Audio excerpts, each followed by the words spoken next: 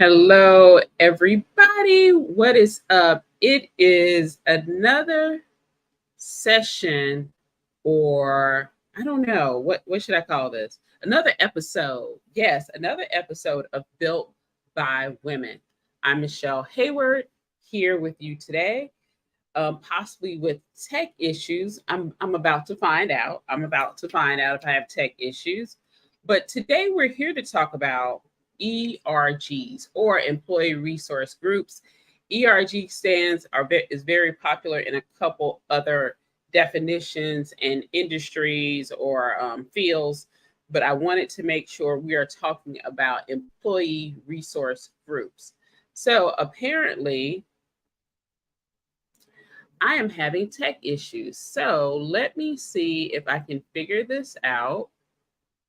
Looks like the event was canceled on LinkedIn. You'll need it wasn't canceled on LinkedIn. I can assure you that.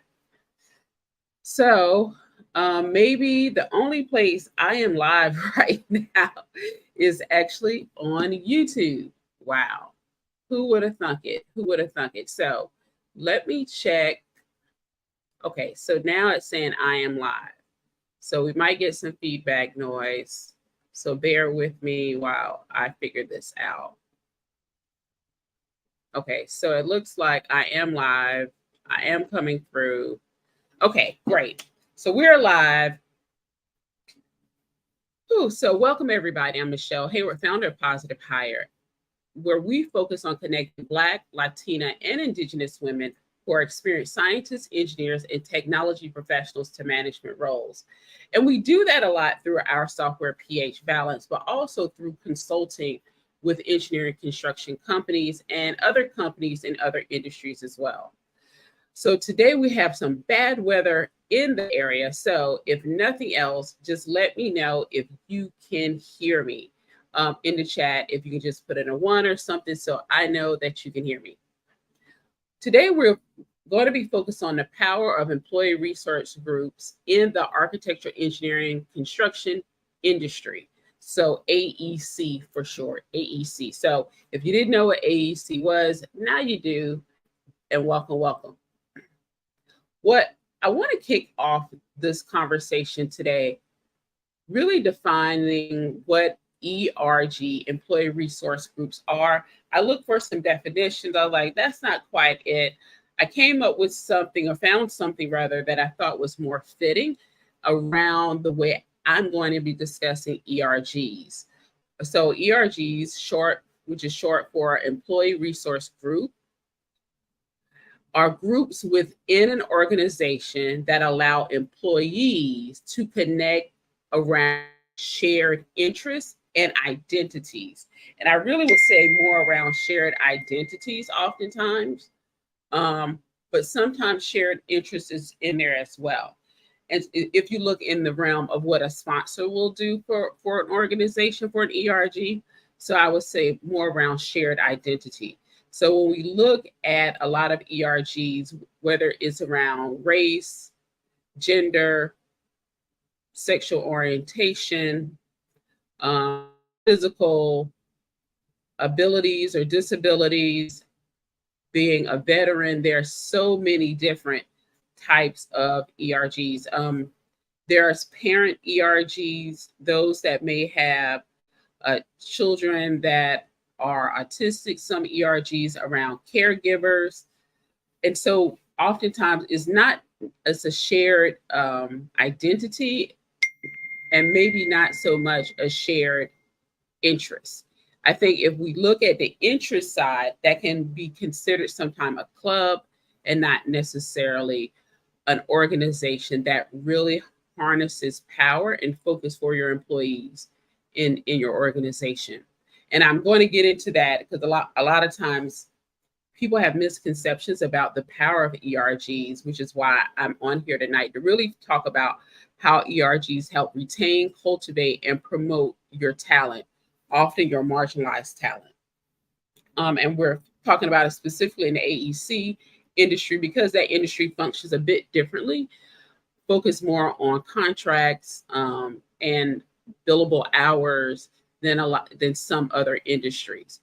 And as we move into climate change, it's going to be really important to be able to retain talent that are Black, Latino, Hispanic, women, disabled, and other marginalized people, because with climate change, they're going to be impacted at a worse and at a higher level than minority people. And so really having them in an organization in this instance, in this industry, is very, very important. When we also think about ERGs, it's a great opportunity for professional networking for newer employees with an eye on workplace diversity. For new employees who are looking to connect with others that they can identify at different areas of intersectionality, whether it's parenting, caregiving, disability, veterans, gender, sexual identity, things along those lines. And so I want you to also think about more about it being a professional network as opposed to a club for just socializing, right? Socializing does go on there because it does bring people together. And sometimes those employees for employees, but it's not just for employees of that one particular organization either. So you can have an ERG that has other company employees that are active and part of it. So be mindful of that as well. It's not always just one. I want to get into how ERGs are transforming organizational culture, and that they come in as supporting diverse talent through retention and advancement. And what I really mean by this is more focus on how oftentimes marginalized people feel very isolated at work. They don't have others to talk to. And I had the experience this summer, which is why I'm talking about this topic, being at Xerox's Black Women's Leadership Conference in New Orleans. In my time in corporate America, I never had an opportunity to network and be in network with other Black women professionals. For over a decade, I was the only Black woman on my projects out in the construction site. And I was very, very isolating for me. And when the opportunity to leave came quite a few times, I was on it because I wanted to be somewhere where I was not so isolated. And so when you think about how it impacts new employees that may be marginalized, that isolation could be a reason, or not feeling as though they belong is a reason they're going to leave your organization sooner than later. And so what ERGs help do is start transforming your culture of your organization. And I sometimes call them subcultures, where people understand more about you on your cultural level. Sometimes it's on nationality, sometimes it's by race, gender, serving as in the military. And so really focusing in on those and those similar experiences in people's lives. And so it's really important to understand how it helps transform your culture as well. Now, I'll move more into the advancement part as we go through more into the discussion today. I want to talk about really the attrition rate among Black women and Latina professionals in the architectural, engineering, construction industry. Looking at data from National Science Foundation and similar industry reports, we find that Black women make up 2.3% of engineers. There are 1.6% of architects and 1.2% of scientists. I didn't even include anybody in technology at this point, because you get the trend. It's going down, right? It's going down. When we look at Black professionals overall in this industry, we're talking a total of 7%, and that's including men, right? And so right now, women are trending about 5.1%. If we include scientists, we take out scientists, and just look at architectures and engineers, just architects and engineers that are Black in the industry, we're at 7%. Black women make up about 3.9% of that. So they are about neck and neck with Black men. So really take into account the numbers are small, but the attrition rate, which I'll discuss very soon, is way higher than it should be. Latinas make up 4.1% of engineers, 3.2% of architects, and 2.5% of scientists. So the numbers are a bit better, but still they're relatively low for marginalized communities. When we look at white women make up 28.1% of engineers, 25.5% of architects, and 23.6% of scientists. And this is all from the National Science Foundation. So we have very large gaps by looking at the intersection of race and gender here in the US. But what I really want us to also focus on, like, oh, well, those numbers, the population is different. Black women make up 14.1% of the US population, and Latinas make up 18.5%. So we have a huge gap in comparison to our actual population. And so the numbers are telling us something is going on, and we really need to sit down and think about it, right? And so I pull out these numbers really to say what is right now going on in the industry. But then I'm going to come back and I'm going to talk about a bit about attrition and why it's imperative that we address attrition utilizing ERGs. So the attrition rate for Black women engineers is 53%. Have thought about leaving. I got you there. Just want to see if you're paying attention. 53% of Black women engineers reported they considered leaving the engineering field at some point in their careers. And this is from a 2019 National Society of Black Engineers study. A 2017 study by the Society of Hispanic Professional Engineers, or SHIP for short, found that 48% of Latina engineers reported they had considered leaving the engineering field at some point in their careers. And so both are sharing, like, these numbers are, the number that we have in this industry in engineering is low, but those looking at leaving is tremendous. How do we change that? What is really going on? And then when you look at the American Institute of Architects, 40% of Black women architects reported that they had considered leaving architecture field at some point in time. And so it's really important that we understand what is going on in the industry. These numbers are telling a story, and this is just on the consideration side, right? This is not them actually leaving, but this is women considering leaving. And how do you change that consideration? How do you show that you care and you want them to stay? One way is through ERGs and having places where they can go, they can identify with others in the organization that they can trust at the same time, and they can build community within the organization. So I don't want you to think, oh, ERGs don't work. They do work, but oftentimes they're not tied back to HR goals or overall commitments in the organization. Are they on your diversity, equity, inclusion roadmap, right? What is included on your roadmap? And it's really important that you start looking at what, if you're properly giving resources to your ERGs, how are you getting, what is the organization getting back? And it's really important to understand that. And I think a lot of people don't focus on how or what they can gain through our organization by truly supporting financially and other resources to your ERG.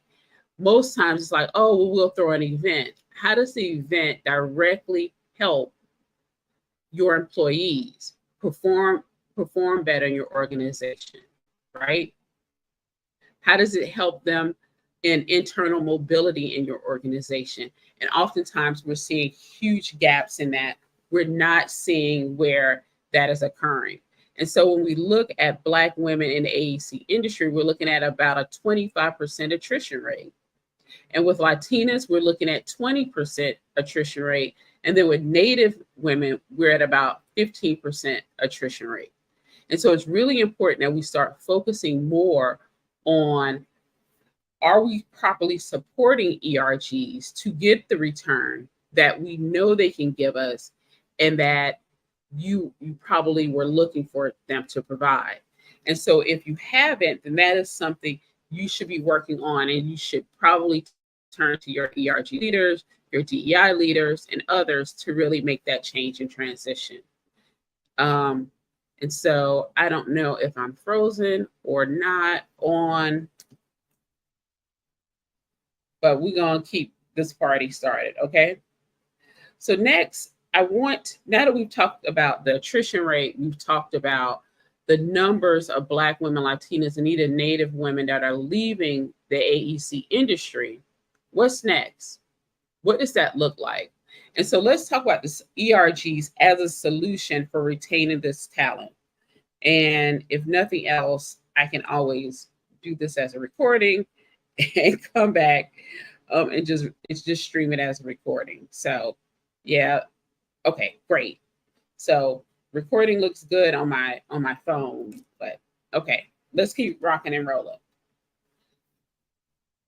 So when we think about employee resource groups and how they truly play a part in being a solution for talent retention, right? Cultivating talent within the organization and in promoting diverse talent in the industry overall. And I know I gave the numbers around Black women, Latinas, and Native women. That is where we here at PositiveHire focus. So there are plenty of other data points to pull in. There are a plethora of them. You can look to see what is going on in your organization as well. And some of organizations have started doing stay surveys, like what makes you stay? How often do you think about leaving? But what makes you stay? Again, 53% of Black women said they thought about leaving at some point in time. You need to figure out what caused them to think about, why were they considering leaving, what made them stay as well. Once you understand those things, it helps you then build out some programming and initiatives with your ERGs, right? It helps you figure out within HR what you need to be considering as far as benefits. Some women may have said they stayed because of the maternity leave policy, or the benefits you have for freezing eggs, or your unlimited PTO, and they had 3 kids and they need to be off because they are often sick at that age. Others will say, hey, I stayed because you're remote. Now you're going hybrid or fully back in the office. This no longer fits my life. Organizations really need to understand that utilizing ERGs to sometimes get this information to help them push out surveys together how to best support marginalized employees is to their benefit in order to retain this talent that they've often invested in, right? And so really exploring how to connect your ERGs to your people data or employee data to HR for HR goals and initiatives that have a long-term impact financially on the organization, as well as performance for the products and services that you provide. Companies with active ERGs have seen up to a 40% reduction in attrition rates among underrepresented employees. What you may see is, or think is, oh, well, our ERGs aren't doing much because we don't have high attrition. You may want to ask people why they stay, what makes them stay, how what part does the ERG, if they participate in ERGs, how does that ERG impact or what I want to say is influences the reason they want to stay? You might be surprised if you haven't asked a question like that.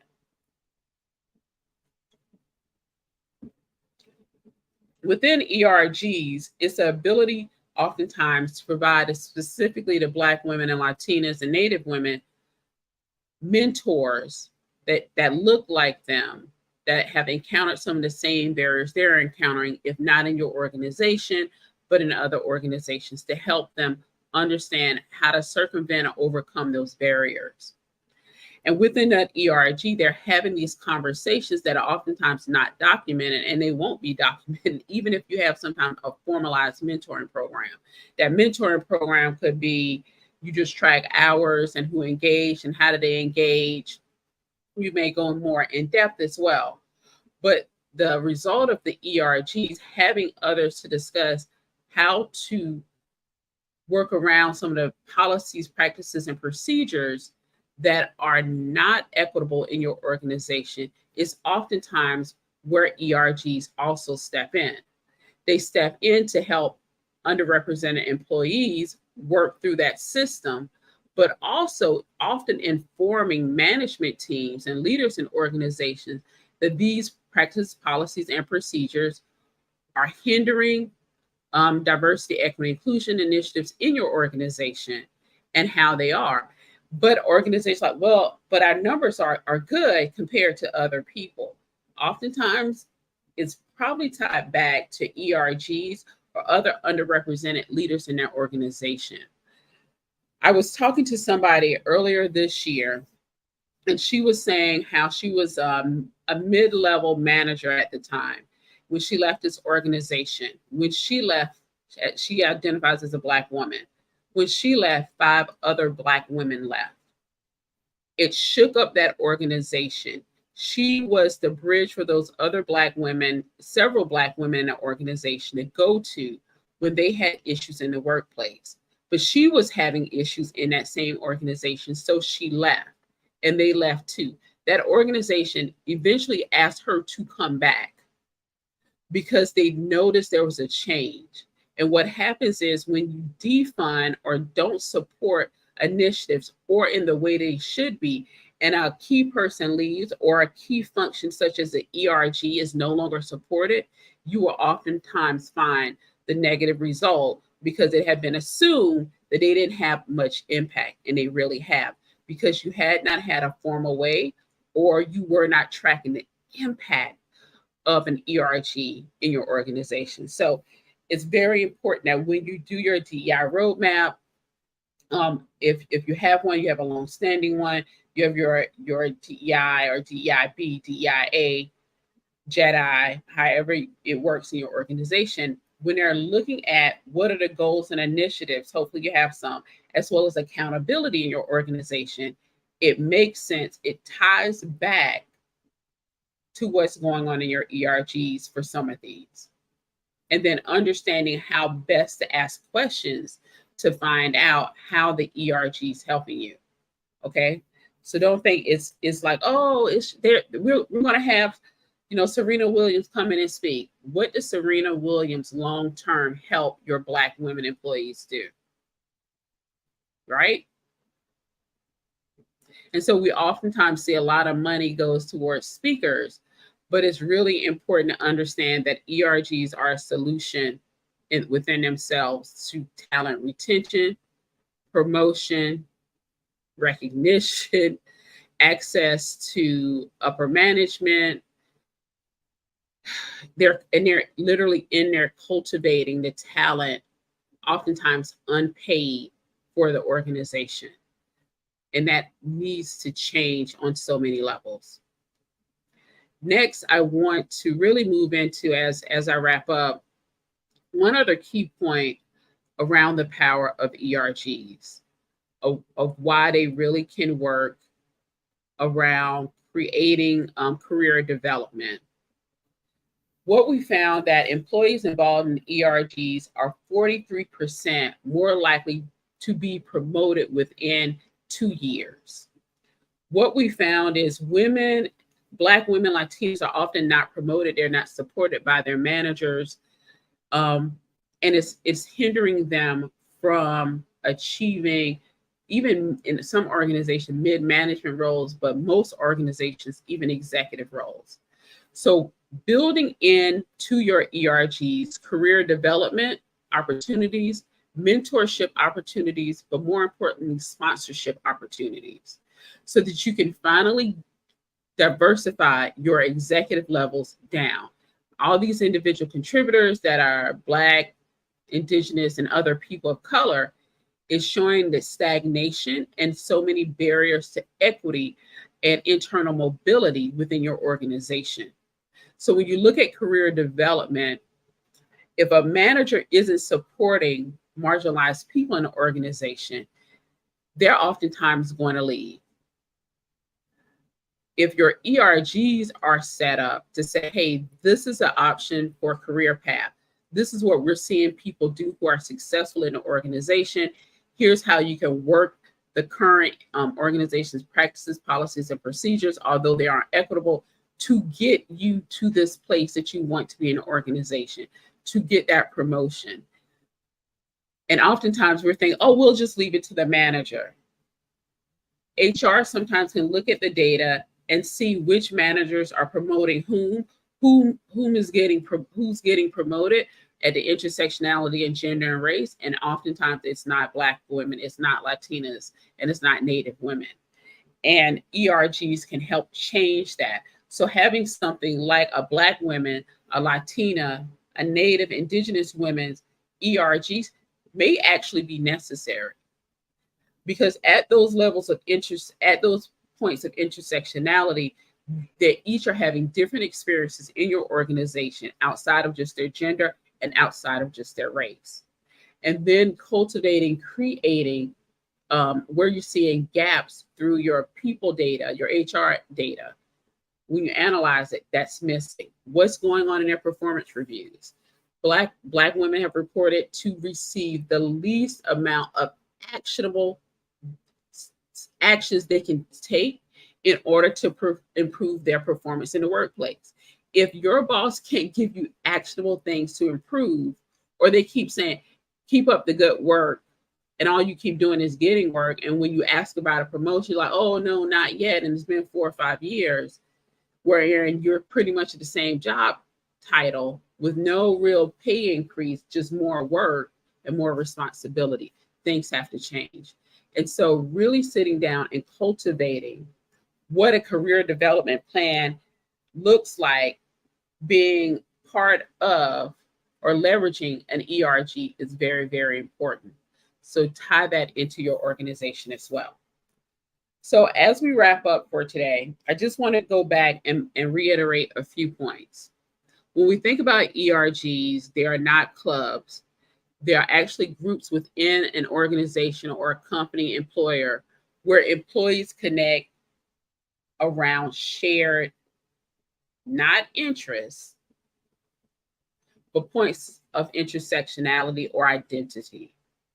And ERG is an opportunity for professional networking for newer employees with an eye on workplace diversity, but also inclusion and belonging, and more importantly, equity within that workplace. So let's keep that in mind.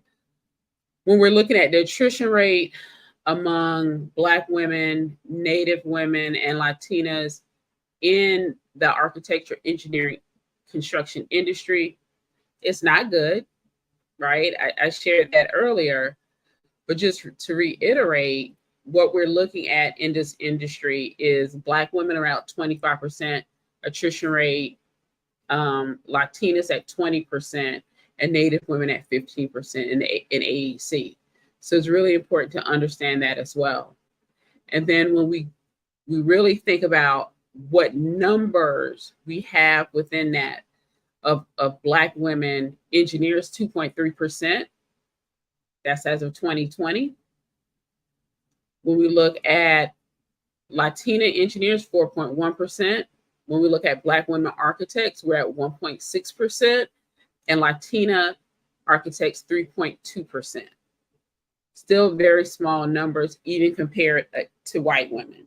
All right. Yes, definitely have to have impact. To change these numbers, to change these attrition rates in your organizations, understanding that your ERGs are very powerful in helping to retain your talent, to reduce your attrition rate overall, to help cultivate the talent and promote them is really important. 43% of underrepresented employees getting promotions within 2 years of being in ERGs. That is astounding number when you compare it to probably what's going on in your organization right now. And so if you haven't studied and looked at the numbers of promotion rates by the intersection of gender and race, I highly encourage you to do that. So you understand and say, hey, we want to tie some of our diversifying our management and executive levels to ERGs, and literally think and invest in them is going to be very, very important. You do it sooner than later. All right. So everybody, that is what I have for this week, talking about the Power Employee Resource Groups. I have so many other points I want to talk about, just fostering inclusive environments, how ERGs and some of this I talked about was how ERGs are addressing unique challenges. And when I talked about Black women ERGs, Latina ERGs, that isolation, lack of mentorship and support they get from managers, I did talk about that. So I did bring that in. Then building vibrant organizational culture. And I love the word vibrant, because oftentimes everything is monochromatic in office, and it needs to have some color, some excitement. And especially if you're trying to focus on going back into the physical office. Many people of color, Black employees, have expressed during the pandemic how the amount of racism, sexism, and other aggressions have decreased. And because of that, they have stayed with organizations. So if you think your efforts of moving back in the office are going to help with DEI, do not be surprised. I will tell you that companies are seeing over 40% attrition rate when they announce return to office, RTO. So be prepared that you're going to be now on the hunt to backfill roles where a lot of employees, a lot of people do not want to work in the office again. So keep that in mind. All right, everybody, that is what I have for this week. I'll be back next week. We have 2 more episodes of Built by Women in this month that I'm excited, really excited to have y'all join and talk about, because oftentimes we kind of skip over these things. We don't focus on them as much as we should, and really nail down what is going on in the industry, what is going on around us overall. So next week, I'll be back to talk about From the Glass Cliff to Bridge, where we'll be crafting a roadmap for sustainable DEI in the AEC industry.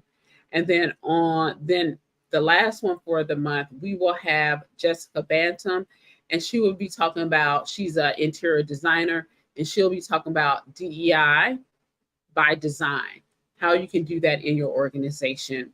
So specifically around interior design industry. So come join me then. I thank you everybody for dropping in. I'm glad you could join me. It was great to have you join me, Tiffany. So everybody have a great week, and I'll talk to you later.